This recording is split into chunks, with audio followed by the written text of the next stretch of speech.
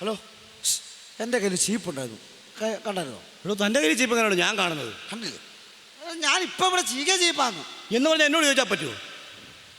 എവിടെ പോയെന്നൊരു പിടുത്ത് ഞാനൊരു ആഹാ ഇവിടെ ഇരിക്കുവായിരുന്നു കേട്ടോ. അറിയത്തില്ല.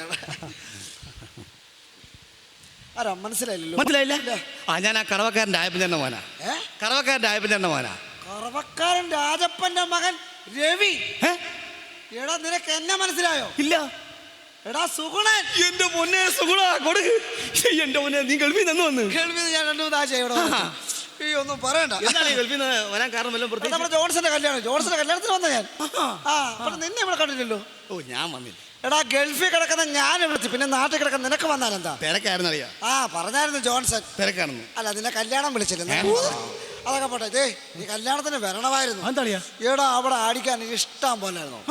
അതായത് മദ്യത്തിന്റെ ബഹളമായിരുന്നു. പിന്നെ കാര്യം എല്ലാം തറ സാധനമാ. ചാത്തൻ ഒന്നും ഭയങ്കര തറ സാധനം. നീ അടിച്ചില്ല? ഞാനേ അടിക്കാനില്ലായിരുന്നു. അത്രയുള്ള വേറെ ആരും അടിക്കാനില്ലായിരുന്നു. അത് ശരി. എടാ അതൊക്കെ പോട്ടെ, നീ എവിടെ പോവാന്നാ പറഞ്ഞു? ഒന്നും പറയണ്ട കളിയാ. എന്നാ പറ്റി? എന്റെ ഭാര്യ കൊണ്ട് നാശുപത്രി പോവാ. എടാ അവക്ക് ഉറക്കത്തിൽ കിടക്കുമ്പോൾ എഴുന്നേറ്റ് കിടക്കുന്ന ഒരു അസുഖം. ആശുപത്രി പോവാ? എന്നാ ഉറക്കത്തിൽ എഴുന്നേറ്റ് കിടക്കുക. എടാ അതിന് ഡോക്ടർമാരെന്താ പോയി കാണേണ്ട കാര്യമില്ല. എടാ അതൊക്കെ പ്രേതബാധയാ, ബാധ കൂടുന്ന പരിപാടിയാ. അതിന് കാര്യം ചെയ്താൽ മതി. ഞങ്ങളുടെ വീട്ടിലെ ഈ ചരട് ജപിച്ച് കിട്ടുന്ന പരിപാടികളുണ്ട്. എല്ലാവർക്കും ആ പരിപാടിയാ. അപ്പൊ ചരട് ജപിച്ച് കിട്ടിയ നടക്കത്തില്ല. അവൾ 2 ആഴ്ച കിടന്ന് ഉറങ്ങിക്കോളും. അതായത് എന്റെ ഭാര്യയെ നിന്റെ വീട്ടിലോട്ട് കൊണ്ടുപോകാൻ നീ ചരട് ജപിച്ച് കെട്ടുക. കെട്ടിക്കഴിഞ്ഞാൽ അവള് ഉറങ്ങി കിടന്നാൽ എഴുന്നേക്കത്തില്ല, ബോധം കിട്ടുന്ന ഉറങ്ങിക്കോളും. അങ്ങനെയാണ് 2 ചരട് വേണം കേട്ടോ. അതിനാ 2 ചരട്? എടാ അടുത്ത വീട്ടിലെ ബാലിന് വേണ്ടിയിട്ട് ഒരു ചരട്. എന്റെ മോനെ എന്റെ ഭാര്യ എഴുന്നേറ്റ് അങ്ങോട്ട് ചെന്നില്ലെങ്കിൽ അവരെഴുന്നേറ്റ് ഇങ്ങോട്ട് വരും. അതെ ഞാൻ പോവാ കേട്ടോ. നീ എവിടെ പോവാ? എന്റെ അമ്മാവൻ വരുന്നുണ്ട്. അമ്മാവൻ വരുന്നത് നീ എന്തിനാ പോകുന്നത്? അമ്മാവൻ വരുന്നോട് എനിക്ക് നിൽക്കാൻ പറ്റുന്നതാ. അതെന്തിനാ അമ്മാവൻ? അതിനൊരു കുഴപ്പമുണ്ട്. എന്താ കുഴപ്പം?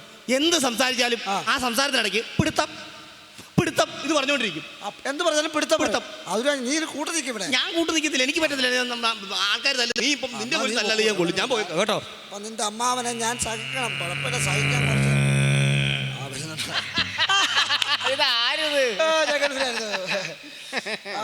എന്തോ ഞാൻ ഗൾഫിലായിരുന്നു. എനിക്കറിയാലോ. 2 ആഴ്ചയായി വന്നിട്ട്. അമ്മാവ കഴിഞ്ഞ ആഴ്ച ഞാൻ അതിലെ കൂടെ വന്നപ്പോഴേ അമ്മാവനോട് കണ്ടില്ലായിരുന്നല്ലോ. വീട്ടിൽ നീ കയറിയോ? കയറിയാണ് ഞാൻ. എന്നെ കണ്ടില്ല. എടാ ഞാൻ ആ താഴത്തെ വീട്ടിലെ ലക്ഷ്മിക്കുട്ടിയമ്മനെ ഒന്ന് കാണാനും പിടിക്കാനും ഒക്കെ വന്ന് പോയതല്ലേ. അയ്യോ അവർക്ക് തന്നെ ലക്ഷ്മി. നീ അറിഞ്ഞില്ലേ? എടാ അവർ 1 മാസമായിട്ട് സോക്കേടായിട്ട് കിടപ്പും പിടുത്തമൊക്കെ ഇല്ലായിരുന്നു. എന്നാ മെഡിക്കൽ കോളേജിലെ സകലമാന ഡോക്ടർമാർ മാറി മാറി ചികിത്സിക്കുകയും പിടിക്കുകയും ചെയ്തിട്ട് ഇതുവരെ അവരുടെ അസുഖം കുറയാൻ പിടിക്കുമെന്ന് ഞാൻ ചെയ്തില്ല കുഞ്ഞെ. ചെയ്തിട്ടില്ല. എന്നാലും ഇപ്പം ആ മെഡിക്കൽ കോളേജിൽ നിന്ന് ഡോക്ടർമാർ വരികയും ചികിത്സിക്കുകയും പിടിക്കുകയും ഒക്കെ വീട്ടിൽ ഇരുന്ന് ചെയ്യുകയും പിടിക്കുകയും ചെയ്യുന്നുണ്ടെന്നേ. ഞാൻ പോയി കാണുക പിടിക്കുകയൊക്കെ ചെയ്തല്ലേ. അത് ശരി. അമ്മ മൂത്ത ബേബിച്ചല്ലേ? ബേബിച്ചൻ അവനിപ്പം എന്തെടുക്കുക? നീ വന്നപ്പോ അവനെ കണ്ടില്ലല്ലോ. എടാ നീ വന്നപ്പോ അവന് സൂസമ്മയും കൂടെ ആ കരോട്ട റബ്ബർ തോട്ടത്തിൽ ഇരുന്ന് പിള്ളേര് പഠിക്കുകയും പിടിക്കുകയായിരുന്നു. എടാ അവര് പഠിക്കുകയും പിടിക്കുകയും ചെയ്ത് അവരുടെ ഭാവി നിശ്ചയിക്കുകയും പിടിക്കുകയും ചെയ്ത് അവർക്കൊരു ജോലി കിട്ടുകയും പിടിക്കുകയും ചെയ്ത് അവർക്ക് കൊള്ളാടാമനെ. ഞാൻ അങ്ങോട്ട് ശ്രദ്ധിക്കാൻ പിടിക്കൊന്നുമില്ല. ഇങ്ങനെ പോകുന്ന അവളങ്ങനെ പരീക്ഷയൊക്കെ ജയിക്കുക. എന്റെ പൊന്നു കുഞ്ഞു ഒന്നും പറയണ്ട. എന്റെ എടാ അവള് കഴിഞ്ഞ വർഷം പരീക്ഷ മെനക്കെട്ടിരുന്ന് രാത്രിയിലിരുന്ന് പഠിക്കുകയും പിടിക്കുകയും ചെയ്തിട്ട് റിസൾട്ട് അറിഞ്ഞു കഴിഞ്ഞപ്പോ ഇല്ലേ BAക്ക് ഒരു പാർട്ട് പോയെന്നോ പിടിച്ചെന്നോ ഒക്കെ പറയുന്നത് കേട്ടു. എന്നാൽ ഇപ്പൊ ട്യൂട്ടോറിയൽ കോളേജിൽ പോകുന്നതും പിടിക്കുന്നതും ഒക്കെ ഉണ്ട്.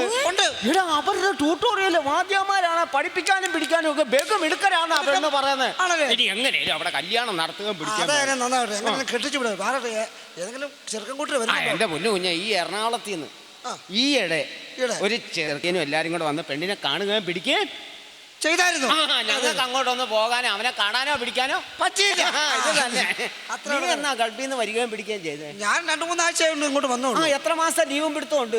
ഇനിയിപ്പോ 2 വർഷത്തേക്ക് ഒരു നീണ്ട ലീവ് എടുത്തിരിക്കുവാണല്ലേ. മോനെ ഇനി നിന്റെ ലീവ് തീരുന്നതിന് മുമ്പ് അതിലേ വരിക ഞങ്ങളുടെ വിശേഷം കാണുകയും പിടിക്കുകയോ അറിയുകയും പിടിക്കുകയോ ഒക്കെ ചെയ്യണം. പിന്നെ ഞാൻ അവിടെ ഇല്ലാലും അവളവിടെ കാണും. ചേട്ടനെ കാണുമല്ലോ.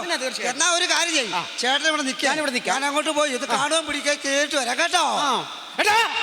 ചേട്ടാ അതെ ഒരു കാര്യം ഇവിടെ നിൽക്കാൻ ഒന്നും സമയമില്ല. അവൻ അവിടെ ചെല്ലുന്നതിന് മുമ്പ് എനിക്ക് അവിടെ കാണുകയും പിടിക്കുകയും ചെയ്യണം. അത് കൊള്ളാം. ഒരു മനുഷ്യനോട് ഒരു കാര്യം ചോദിക്കാന്ന് വെച്ചപ്പോൾ അങ്ങേരും പോവുകയും ചെയ്തു. ഇതെന്തൊരു ബെസ്റ്റ് ഓപ്പ്. ഇത് മനുഷ്യൻ വെറുതെ മെനക്കെടുന്നല്ലാതെ ഒരു കാര്യം നടക്കുമെന്ന് തോന്നുന്നില്ല. ഇന്നത്തെ പത്രം വായിച്ചായിരുന്നോ? പത്രം വായിച്ചു. ഉളംപാറയിൽ ഏതോ ഒരു ഭ്രാന്തൻ ചാടി എന്ന് പറയുന്നത് കേട്ടോ. അവനെ പിടിച്ചോ? പിടിച്ചെന്ന് തോന്നുന്നില്ല എനിക്ക്. ഭാഗ്യം. പിന്നെ എന്നെ കൊണ്ട് വിചാരം ഒന്നുമില്ല ചേട്ടാ, ഞാനിവിടെ ബസ് സ്റ്റോപ്പിൽ ഇങ്ങനെ ഒരാളെ കാണാനായിട്ട് വന്നതാണേ. നമ്മുടെ മുഖ്യമന്ത്രി ഇവിടെ കണ്ട് വന്നു പറയുന്നത് കേട്ടെ. പിന്നെ കഴിഞ്ഞ ആഴ്ച ഇവിടെ വന്നായിരുന്നു. അപ്പൊ മുഖ്യമന്ത്രിയെ കാണാൻ വേണ്ടി നാട്ടുകാരെല്ലാം കൂടെ എന്നോട് പോകാൻ പറഞ്ഞത്. ഇയാളോട് പോകാൻ പറഞ്ഞു. പിന്നെ ഞാൻ പോയി കണ്ടു, ഷെയ്ക്കാൻ്റെ കൊടുത്തു. പുള്ളി എനിക്കൊരു ഷെയ്ക്കാൻ്റെ തന്നു. ഞാൻ കാല് തൊട്ടു, നമസ്കരിച്ചു, പ്രാർത്ഥിച്ചു. പുള്ളി എന്നോട് പേരെന്താന്ന് ചോദിച്ചു. പേരെന്താന്ന് ചോദിച്ചു. ഞാൻ വളരെ മാന്യമായിട്ട് പറഞ്ഞു രമേശ്. കൊള്ളാം. അത് ഞാൻ ചോദിച്ചു ചേട്ടന്റെ പേരെന്താന്ന്.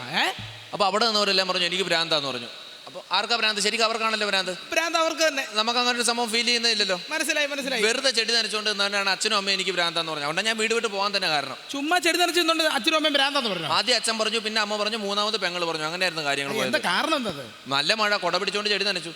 അത്രയും പക്ഷി ചെടികളോടുള്ള സ്നേഹം കൊണ്ടല്ലേ ചെയ്തത്. പിന്നെ അവര് ഭ്രാന്താന്ന് പറഞ്ഞു. ഞാൻ ഒരുപാട് അനുഭവിക്കേണ്ട അങ്ങനെ ഒരു കഷ്ടകാലമാണ് എനിക്ക് ഉണ്ടായിരുന്നത്. എന്ത് കഷ്ടകാലം? അവര് പണക്കാരാ.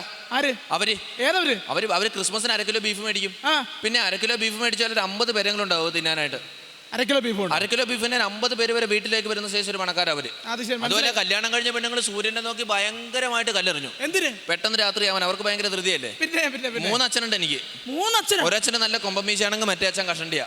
അങ്ങനെ. പിന്നെ ഞങ്ങളുടെ വീടിന്റെ അടുക്കളയിൽ ട്രെയിൻ വരുമല്ലോ. അങ്ങനെ വീടിന്റെ അടുക്കളയിൽ ട്രെയിൻ വന്ന് കയറിയപ്പോഴാണ് ഈ ട്രെയിനിൽ കയറി ഞാനും അമ്മയും പെങ്ങളും കൂടെ കടലിന്റെ നടുക്ക് ചെയ്യുന്നത്. അവിടെ വെച്ചാണ് ഞങ്ങൾ ആനയെ കാണിച്ചു വന്നു അമ്മ കടലിന്റെ നടുക്ക്. പിന്നെ അവിടെ കടലിന്റെ നടുക്ക് വലിയ പശു ഇല്ലേ, പശു. ഈ പശു ഇങ്ങനെ നീന്തി കളിച്ചുകൊണ്ട് വരുമ്പോഴാണ് മുട്ട വിരിഞ്ഞ് ആട്ടിന്റെ കുഞ്ഞുണ്ടായത്. അത് മാത്രമല്ല ഇതിങ്ങനെ നടന്നു. ഫ്രിഡ്ജ് തുറന്നു നോക്കി പൊട്ടും തണുത്ത വെള്ളമില്ല. അപ്പൊ തന്നെ കർട്ടൻ വന്ന് താഴെ വീണു. അങ്ങനെ ബോട്ട് പോള കാരണം ഒരു തരി മുന്നോട്ട് നീങ്ങുന്നില്ല. അങ്ങനെ മൊത്തത്തിൽ പ്രശ്നങ്ങളല്ലേ. തനിക്ക് എന്നെ കണ്ടിട്ടേ ശ്രദ്ധിച്ചു നോക്കണം കേട്ടോ. ശ്രദ്ധിച്ചു നോക്കാം. എന്നെ കണ്ടിട്ട് കണ്ടിട്ട് ഒരു പ്രാന്തനാന്ന് തോന്നുന്നുണ്ടോ? ഒരിക്കലും പറയത്തില്ല, ആരും പറയത്തില്ല. എന്റെ സംസാരത്തിൽ നിന്ന് എനിക്ക് ഭ്രാന്തുണ്ടെന്ന് പറയൂ? എവിടെ? അങ്ങനെ ആരും പറയത്തില്ല. അത് തനിക്ക് ഭ്രാന്തുള്ളതുകൊണ്ടാ. അത് തന്നെ. അത് കൊള്ളാം. മണ്ണും ചാരി നിന്നവൻ പെണ്ണും കൊണ്ട് പോയെന്ന് പറഞ്ഞ പോലെ ഇപ്പൊ എനിക്കായി ഭ്രാന്ത്. വന്ന കാര്യം ഇട്ട് നടക്കുകയും ഒരു മനുഷ്യനെ കാണാൻ ഇതന്നെ 8 കാലി. ഇപ്പൊ പോയ പുള്ളിക്ക് ഭ്രാന്തല്ലേ? ഭ്രാന്ത. എന്ത് ഭ്രാന്തന്മാരി ഇവിടെ. അത് തന്നെ. ഇനിയിപ്പൊ ഇതെന്താണോ സാധനം ആർക്കറിയാം. ചേട്ടൻ ചൈനക്കാരനാണോ? ഞാനോ? എടോ ഞാൻ ചൈനക്കാരനൊന്നുമല്ല. ഇപ്പൊ കൊടുത്ത് അല്ലല്ലേ? ചോദിക്കാൻ പറ്റേ? ചോദിക്കണ്ടല്ലേ? ചോദിച്ചേക്കാം. ചോദിക്കൂ.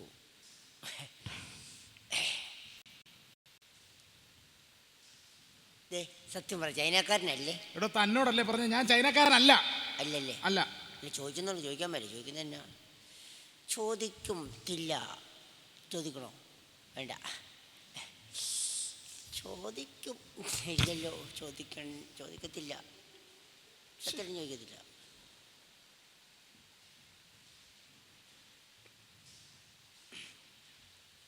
എന്നെ കളിപ്പിക്കില്ല. ചൈനക്കാരനാ. അതെ ഞാൻ ചൈനക്കാരനാ. അതിനിപ്പോ എന്നെ വേണം. ആണോ? ദൈവത്തിന് എന്നെ കണ്ടാ പറയത്തില്ല കേട്ടോ.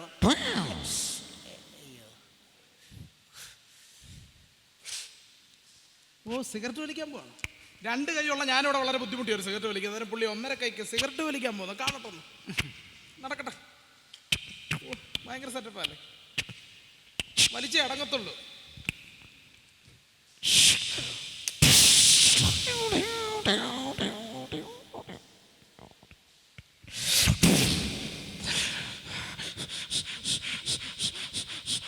ദൈവം ഇതെന്നാ കാണിക്കാൻ പോവുക? എന്തിനാ ഇത്ര ബുദ്ധിമുട്ടി വലിക്കുന്നത്? വലിക്കണ്ട. ഒന്നുകൂടി വലിച്ചേക്കാം. പിന്നെയും വലിക്കുകയാണ്. ദൈവം ഇത് കാഞ്ഞു പോയാൽ ഞാൻ സമാധാനം പറയേണ്ടി വരുമല്ലോ.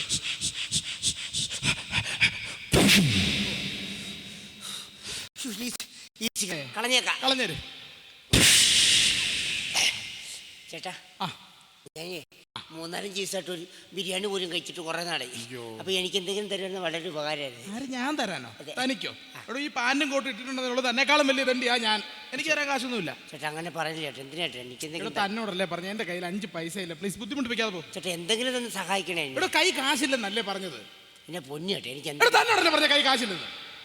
അല്ല അങ്ങനെ പറഞ്ഞു. തരാൻ പറ്റത്തില്ല. അത് തന്നെ. അപ്പൊ നീ തരത്തില്ല? തരത്തില്ല. തരത്തില്ല. തരത്തില്ല.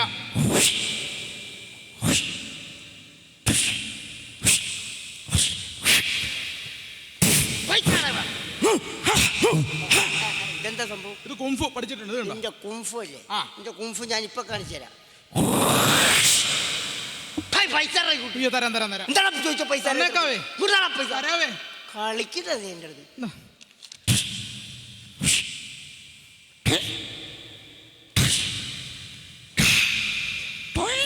അപ്പൊ നമുക്ക് പിന്നെ കാണാം കേട്ടോ. ഓക്കെ. അയ്യോ, എന്റെ പൈസ